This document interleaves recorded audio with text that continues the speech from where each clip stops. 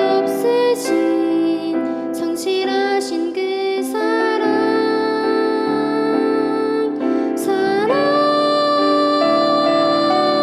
그 사랑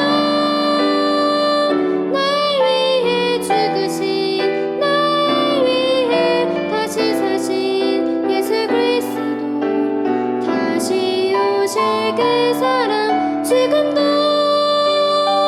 생명도 천사도 하늘의 어떤 권세도 끊을 수 없는 영원한 그 사랑 예수 그 사랑 날 위해 죽으신 날 위해 다시 사신 예수 그리스도 다시 오실 그 사랑 지금도 생명도 천사도 하늘의 어떤 권세도 끊을 수 없는 영원한 그 사랑 예수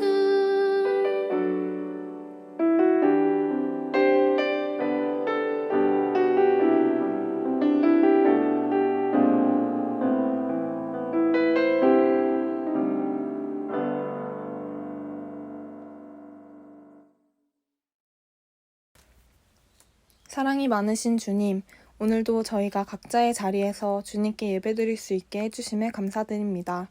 현재 코로나로 인해 교회에 나와 예배를 드리는 게 어려운 상황인데 저희가 이것을 핑계로 예배에 소홀했던 것을 용서해 주시고 하루빨리 코로나가 종식되어 교회에 나갈 수 있도록 도와주세요. 또한 저희의 믿음이 약해지지 않도록 주님께서 붙들어 주시고 온라인 예배라고 할지라도 경건한 마음가짐으로 예배를 준비하고 드릴 수 있도록 함께 해주세요. 말씀 들을 때 집중해서 듣고 은혜 받는 귀한 시간 되게 하여 주시고 이번 한 주간도 주님 안에서 살아가는 자녀들이 되도록 인도해 주세요. 감사드리며 예수님의 이름으로 기도드렸습니다. 아멘.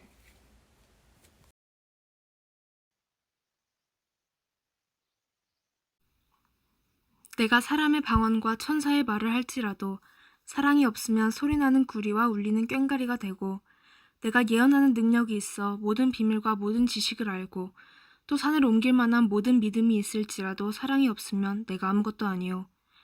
내가 내게 있는 모든 것으로 구제하고 또 내 몸을 불사르게 내줄지라도 사랑이 없으면 내게 아무 유익이 없느니라. 사랑은 오래 참고 사랑은 온유하며 시기하지 아니하며 사랑은 자랑하지 아니하며 교만하지 아니하며 무례히 행하지 아니하며 자기의 유익을 구하지 아니하며 성내지 아니하며 악한 것들을 생각하지 아니하며 불의를 기뻐하지 아니하며 진리와 함께 기뻐하고 모든 것을 참으며 모든 것을 믿으며 모든 것을 바라며 모든 것을 견디느니라. 사랑은 언제까지나 떨어지지 아니하되 예언도 패하고 방언도 그치고 지식도 패하리라. 우리는 부분적으로 알고 부분적으로 예언하니 온전한 것이 올 때에는 부분적으로 하던 것이 패하리라. 내가 어렸을 때에는 말하는 것이 어린아이와 같고 깨닫는 것이 어린아이와 같고 생각하는 것이 어린아이와 같다가 장성한 사람이 되어서는 어린아이의 일을 버렸노라. 우리가 지금은 거울로 보는 것 같이 희미하나 그때에는 얼굴과 얼굴을 대하여 볼 것이요 지금은 내가 부분적으로 아나 그때에는 주께서 나를 아신 것 같이 내가 온전히 알리라. 그런즉 믿음, 소망, 사랑 이 세 가지는 항상 있을 것인데 그 중에 제일은 사랑이라. 고린도 교인들은 가장 귀한 은사를 방언, 예언, 믿음, 구제 이런 것으로 알았습니다. 그러나 사도 바울은 13장 전에 12장 31절 마지막에서 너희는 더욱 큰 은사를 사모하라. 내가 또한 제일 좋은 길을 너희에게 보이리라. 그렇게 말하면서 13장에서 사랑을 소개하고 있습니다. 사도 바울은 1절에서 3절 말씀에서 사랑의 절대적인 우위성을 말씀하고 있습니다. 사도 바울이 왜 사랑을 이처럼 제일 위에 두고 말씀하고 있는가? 이것은 사도 바울이 예수 그리스도의 사랑을 받았기 때문입니다. 바울이 변화된 것은 예수님의 초월적인 지식이 아닙니다. 예수님의 초능력도 아닙니다. 이것은 바로 예수 그리스도의 바울에 대한 사랑이었습니다. 자기를 그 어떤 조건에서도 사랑하고 있는 예수님을 만나게 되었기 때문입니다. 사도 바울은 오늘 짧은 본문에서 사랑이 없으면 아무것도 아니다, 이런 형태의 말을 3번이나 반복하고 있습니다. 바울은 사랑의 소중함을 말하기 전에 매번 먼저 무엇을 할지라도 이런 말씀을 합니다. 그 어떤 가치를 가진 행동이라 할지라도 사랑이 겸비되지 않으면 전혀 가치가 없음을 강조하는 말입니다. 그러나 실제로 사람들은 고린도 교인들처럼 사랑이 없어도 어떤 가치가 있는 특별한 행동만 하면, 어떤 특별한 능력만 가지면 그것이 가치가 있는 것으로 착각하는 경향이 있습니다. 바울이 지적하는 바, 사람들이 사랑이 겸비되지 않고도 행동하는 것 그 자체만으로도 가치가 있다고 착각하는 것, 어떤 것들이 있습니까? 사도 바울은 그것을 소개하고 있습니다.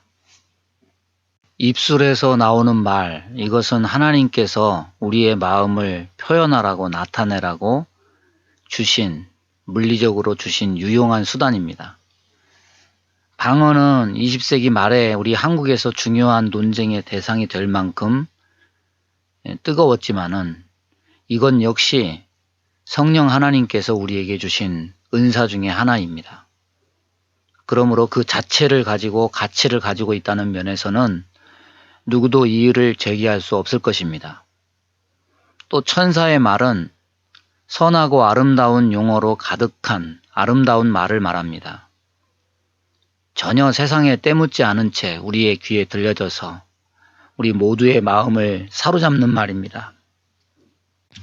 아름다운 말은 그 자체로 엄청난 가치를 가지고 있습니다.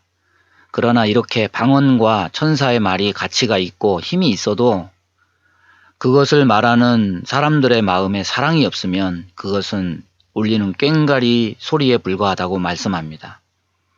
남녀 사이에 사랑한다 말을 해도 진심이 보이지 않을 때 그 말이 공중에 흩어지는 말이 되는 것과 같습니다. 방언과 좋은 말의 가치는 그 안에 담긴 내용, 사랑으로 결정되기 때문입니다.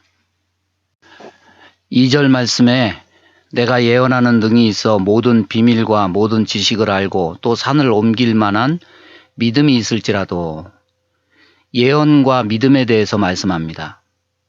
바울은 예언에 대해서 그리스도인들이 특별히 강구해야 할 은사라고 고린도전서 14장 1절에서 말씀합니다. 신령한 것을 사모하되 특별히 예언을 하려고 하라. 사람들에게 죽음 후에 세계가 있다고 하면 그것을 어떻게 아느냐, 이렇게 말합니다. 사람은 죽음 후는 물론이고 한 치 앞도 내다보지 못합니다.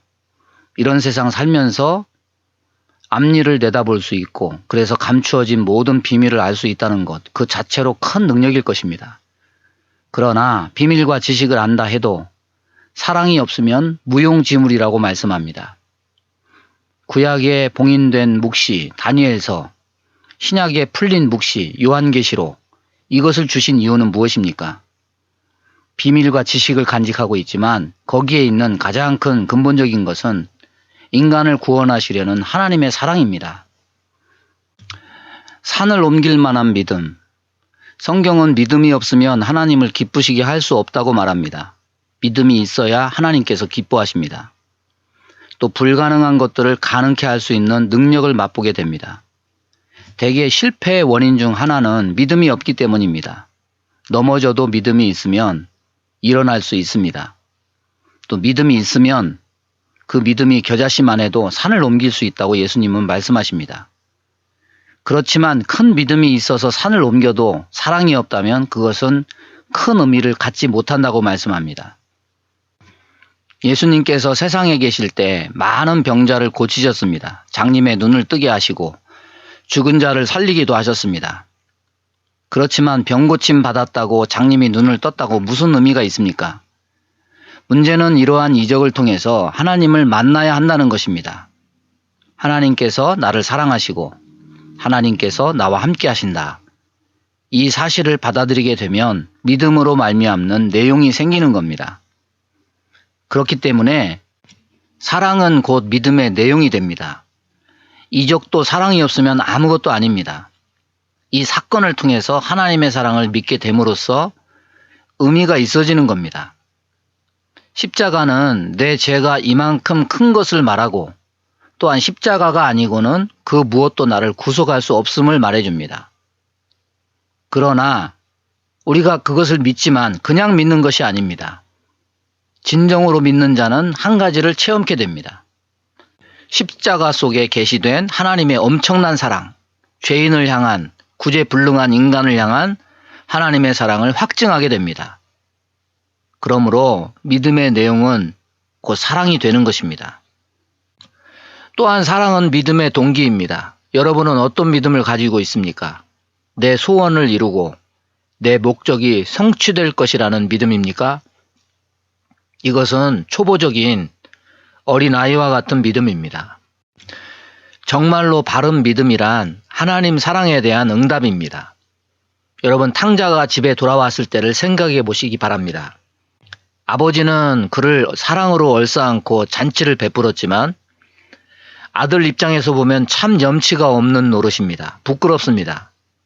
그래도 아버지의 사랑을 그대로 수용하면서 잔치에 참여합니다. 이렇듯 아버지의 사랑에 대한 바른 응답, 이것이 믿음입니다. 그래서 사랑은 믿음의 동기가 됩니다. 나아가 사랑은 믿음의 열매입니다. 예수님을 믿었던 제자들의 삶의 결과는 거의 대부분 순교였습니다. 그리고 그들이 성경을 통해서 전하는 가장 최종적인 핵심도 역시 사랑이었습니다. 따라서 사랑은 곧 믿음에 맺는 열매가 됩니다. 종합해 보면 사랑은 믿음의 동기요, 내용이요, 열매가 됩니다. 구제는 나보다 형편이 어려운 사람을 도와주는 것을 말합니다. 하나님은 고아와 과부와 나그네를 돌아보는 구제에 대해서 특별한 명령을 하셨습니다. 신명기 14장 29절 보면 너희 중에 분깃이나 기업이 없는 레위인과 내 성중에 우거하는 객과 및 고아와 과부들로 와서 먹어 배부르게 하라. 그리하면 내 하나님 여호와께서 너의 손으로 하는 범사에 내게 복을 주시리라 말씀했습니다. 초대교회에서는 구제를 위해서 교회 안에 부서를 따로 둘 만큼 구제를 귀하게 여겼습니다. 사도행전 6장은 그것을 말씀해 줍니다. 이런 구제 행위는 그 자체로 빛을 발합니다. 자기 몸을 불사르게 내준다. 이 말은 남을 위해서 자기 목숨을 바치면서까지 헌신하는 것을 말합니다. 남을 위한 헌신, 민족의 독립을 위해서 목숨을 바친 분들, 여러 분들이 있습니다. 그러나 이러한 헌신이 다른 사람을 사랑하는 마음에서 비롯된 것이 아니라면 그것 또한 아무 유익이 없다는 말입니다. 결론적으로 말하는 게 뭡니까? 믿음, 소망, 사랑 이 세 가지는 항상 있을 것인데 그 중에 제일은 사랑이라. 여러분, 왜 제일인 줄 아십니까? 하나님은 믿음이시라. 믿음의 속성은 우리가 가져야 될 것이지 하나님이 가지시는 것이 아닙니다. 하나님은 소망이시라. 이건 역시 소망의 속성도 성도가 가져야 될 것이지 하나님이 가지시는 것이 아닙니다. 그러나 사랑은 하나님 존재 자체와 결부되어지는 속성으로 말할 수가 있습니다.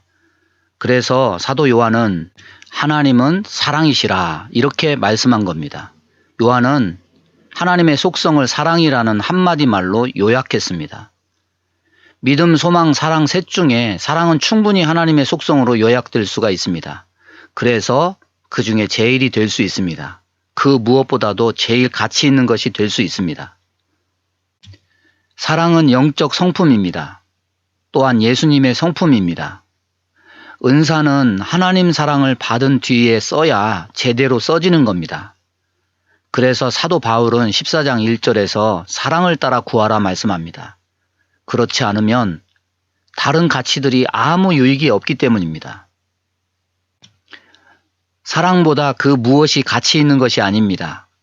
우리가 가치 있다고 생각하는 그 무엇이 곧 사랑의 가치를 실현하기 위한 수단이라는 것을 우리는 잊어서는 안 됩니다. 사랑을 따라 행해서 하나님께 영광 돌리는 저와 여러분 될 수 있기를 주님의 이름으로 축원합니다. 다 함께 기도하겠습니다. 하나님 아버지의 큰 사랑을 입었음에 감사, 찬양, 영광 돌립니다. 그 큰 사랑을 받는 것은 그렇게 너무 쉽게 받았는데 내가 받은 사랑을 다른 이에게 베풀어야 하면은 망각하거나 인색하거나 무감각할 때가 얼마나 많았습니까? 주님, 갚을 수 없는 하나님의 사랑이라 표현할 줄 안다면 받은 사랑을 나누어 줄 줄 아는 그런 사랑의 사람이 되기를 원합니다. 그래서 사랑 없는 이 세상에 하나님으로부터 오는 사랑은 건재하며 그 사랑을 받은 이는 삭막하고 어두운 세상을 밝히는 빛된 삶을 살 수 있도록 주님께서 더욱 큰 은혜로 인도하여 주옵소서. 예수님의 이름으로 기도하옵나이다. 아멘. 광고 시간입니다. 광고 1. 8월 2일 온세대 예배에 우리 중고등부 학생들도 많이 참석하여 함께 예배드리면 좋겠습니다. 광고 2. 고3 수험생인 선우, 현정이, 창빈이 위해서 함께 계속 기도해 주세요. 광고 3. 우리 친구들이 사랑하는 세진쌤의 건강을 위해서 함께 기도해 주세요. 마지막으로 온라인 예배를 드린 후 각 반 선생님께 예배 확인 문자 꼭 부탁드립니다. 이번 한 주도 승리하시길 바라겠습니다.